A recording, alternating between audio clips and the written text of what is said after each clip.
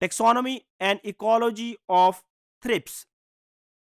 जैसे हमने जैसेट्स का जिक्र किया जो कि सकिंग पेस्ट थे और कॉटन क्रॉप को सवियर डैमेज कॉज करते हैं, इसी तरीके से थ्रिप्स भी सकिंग इंसेक्ट्स हैं। ये भी कॉटन क्रॉप को सवियर डैमेज कॉज कर सकते हैं। अब ये जो इंसेक्ट्स हैं इनका साइज काफी छोटा होता है और स्टैंडर्ड जो मॉर्फोलॉजिकल मेथड्स हैं उनके जरिए इसकी जो आइडेंटिफिकेशन है ये काफी चैलेंजिंग होती है, क्योंकि इनके अंदर एक तो काफी मॉर्फोलॉजिकल वेरिएशन है, एक इनका साइज छोटा होता है।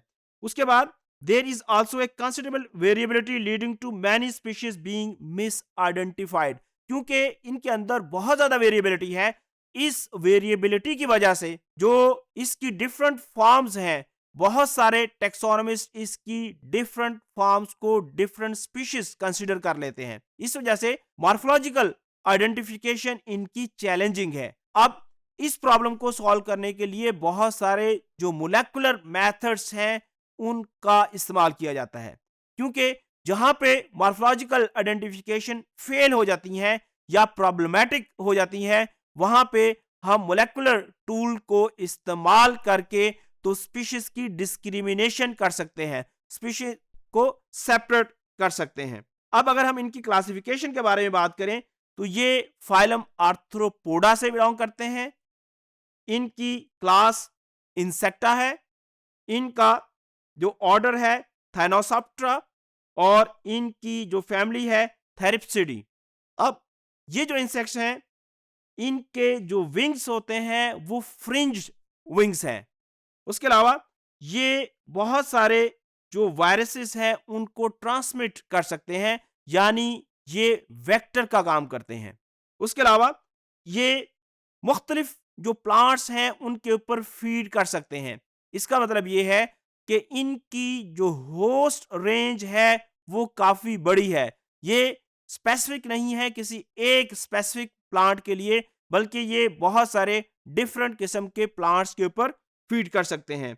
लेकिन आमतौर पर they prefer tender parts of the plants such as buds, flowers and new leaves. Although के ये पौधों के मुख्तलिफ हिस्सों के ऊपर फीड कर सकते हैं, लेकिन इनकी कोशिश होती है कि नरम पत्ते जो बर्ड्स हैं या जो फ्लावर्स हैं उनके ऊपर ये फीड करें। उसके अलावा ये प्लांट के टिश्यूज के ऊपर भी फीड कर सकते हैं। अब ये देखा गया है कि जब इनके जो लार्वी हैं, इनके जो अर्ली स्टेजेस हैं, इनके जो निम्फल स्टेजेस होती हैं, जब ये अपनी जो फूड रेंज है उसको बढ़ाते हैं तो उससे इनकी जो डेवलपमेंट है वो बेहतर तरीके से हो सकती है। इनकी जो डेवलपमेंटल स्टेजेस का जो टाइम है ये डिपेंड करता है कि इन्होंने कौन सी फीडिंग स्ट्रेटेजी अपनाई है।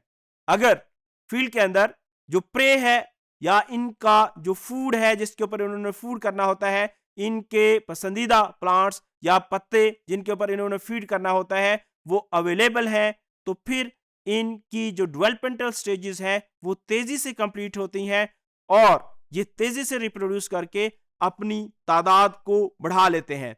उसके अलावा जो फीमेल्स हैं, अगर ये अच्छी खुराक खाती है, यानी इसको यंग टेंडर्स मिलते हैं और फ्लावर बर्ड्स मिलते हैं, तो जो फीमेल है उसकी जो बर्थ रेट है वो बढ़ जाता है, यानी एग प्रोड्यूस करने की एबिलिटी बढ़ जाती है उसकी, और उसकी जो लाइफ है वो भी इंक्रीज कर जाती है।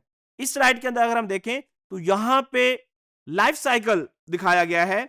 यहाँ पे एक जो अडल्ट फीमेल है ये तकरीबन 30 टू 40 डेज सर्वाइव करती है। उसके बाद ये एग ले करती है। ये जो एग्स हैं दे ले इनसाइड द प्लांट टिश्यूज और तकरीबन 2 से 4 दिनों के बाद ये जो एग्स हैं इनकी हैचिंग होती है और हैचिंग के बाद इनमें से पहला इंस्टार निकलता है। ये जो पहला इंस्टार है ये तकरीबन 1 से 2 दिन के अंदर नेक्स्ट स्टेज के अंदर कन्वर्ट हो जाता है, जो कि सेकंड इंस्टार है। अब सेकंड इंस्टार जो है ये 2 से 4 दिनों के अंदर नेक्स्ट स्टेज के अंदर कन्वर्ट हो जाता है। Next stage pre pupae stage है, जिसका जो लाइफ स्पैन है वो 1 से 2 दिन है। और उससे जो नेक्स्ट स्टेज है वो प्यूपी। प्यूपी 1 से 3 दिन तक रहता है, उसके बाद ये अल्टीमेटली अडल्ट के अंदर कन्वर्ट हो जाता है। तो इस तरीके से ये अपना लाइफ साइकिल कंप्लीट करते हैं। आमतौर पर ये जो 2 स्टेजेस हैं, यानी प्री प्यूपी और प्यूपी, ये सॉइल के अंदर कंप्लीट होती है। अगर इस स्लाइड के अंदर हम देखें तो इस स्लाइड के अंदर क्लियरली इस बात को नोटिस किया जा सकता है कि इनकी जो 2 स्टेजेस हैं, यानी प्री प्यूपी स्टेज और प्यूपी स्टेज, ये सॉइल के अंदर या जो जमीन के ऊपर लीफ लिटर है वहां पे इसकी कंप्लीशन हो रही है। अब अगर हम इन इंसेक्ट्स के डैमेज की बात करें तो ये कॉटन प्लांट्स या जो इनके होस्ट प्लांट्स हैं उनको सीवियर डैमेज काज करते हैं। ये जो कॉमन ग्रीन हाउसेस के अंदर ये एक्सेप्शनली इंक्रीज पॉपुलेशन साइज, जब इनका अटैक होता है और फूड अवेलेबल होती है तो ये तेजी से अपनी पॉपुलेशन को इंक्रीज करते हैं। उसके अलावा इनकी पॉपुलेशन इंक्रीज आमतौर पर इस वजह से भी होती है कि अगर जिस जगह पे ये मौजूद है वहां पे इनके नेचुरल प्रेडेटर्स अवेलेबल नहीं है तो फिर भी इनकी तादाद तेजी से बढ़ती है। उसके अलावा इनके अंदर एक और मैकेनिज्म है जिसकी वजह से ये अपनी पॉपुलेशन को तेजी से बढ़ाने की सलाहियत रखते हैं, वो एसेक्सुअल रिप्रोडक्शन है। यानी ये एसेक्सुअल रिप्रोडक्शन के जरिए भी रिप्रोड्यूस कर सकते हैं। उसके अलावा अगर फूड अबंडेंट है तो फिर ये अपना रेट ऑफ रिप्रोडक्शन इंक्रीज कर लेते हैं और बड़ी तेजी से ये फील्ड के अंदर अपनी तादाद को बढ़ाते हैं और क्रॉप को सीवियर डैमेज काज कर सकते हैं। यहां पे इस स्लाइड के अंदर दिखाए गए हैं कि इसके फीडिंग के बाद जब पत्तों के ऊपर ये फीड करते हैं, वहां से सैप को सक करते हैं, तो प्लांट्स के अंदर जो सिम्टम्स नजर आते हैं वो इस स्लाइड के अंदर दिखाए गए हैं। उसके अलावा ये जो थ्रिप्स हैं, ये जो कमर्शियली इंपॉर्टेंट क्रॉप्स हैं उनको डैमेज करते हैं। कुछ थ्रिप्स ऐसे भी हैं जो गॉल्स बनाते हैं और पौधे के जो टिश्यूज हैं उनको डैमेज करते हैं।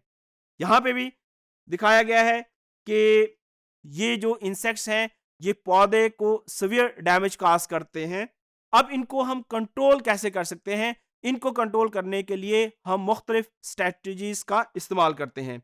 एक तो इनको कैप्चर करने के लिए हम ब्लू और स्टिकी ट्रैप्स का इस्तेमाल करते हैं, जैसा कि यहाँ पे इस स्लाइड के अंदर दिखाया गया है। उसके अलावा हम मुख्तलिफ किस्म के स्प्रे का इस्तेमाल कर सकते हैं, मुख्तलिफ किस्म के सोप्स जो है उनका इस्तेमाल किया जाता है। उसके अलावा आमतौर पर यह देखा गया है कि ये जो मल्चेस हैं, यानी ग्राउंड के ऊपर जो लीफ लिटर होता है, वहां पे इनके प्री प्यूपी और प्यूपी मौजूद होते हैं। हम उनको कंट्रोल करके तो इनकी पॉपुलेशन को कम कर सकते हैं।